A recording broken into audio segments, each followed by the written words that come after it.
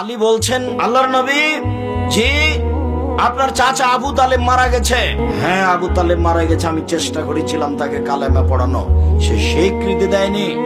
যাও আলী, তুমি তাকে মাটিতে পুঁতে দিয়ে আসো। কোনো ভালোবাসা দেখাতে পারলেন না মুহাম্মদ সাল্লাল্লাহু আলাইহি সাল্লাম, যার কাছে সারা জীবন থাকলেন, যার আশ্রয়ে সারা জীবন থাকলেন, যার ছায়াতলে সারা জীবন থাকলেন, তার 10 পয়সা 5 পয়সা 2 পয়সা উপকার করতে পারলেন না। যাও আবু তালেবকে মাটিতে পুঁতে দিয়ে আসো। তার নামে জানা নেই, কাফন দাফন নেই, তার নামে কোনো কথা নেই, তার নামে কোনো ক্ষমা নেই। আমি তার পাশে বসে বলেছিলাম, আপনি লা ইলাহা ইল্লাল্লাহ বলেন, বিচার মাঠে কি করা লাগে সেটা আমি দেখব।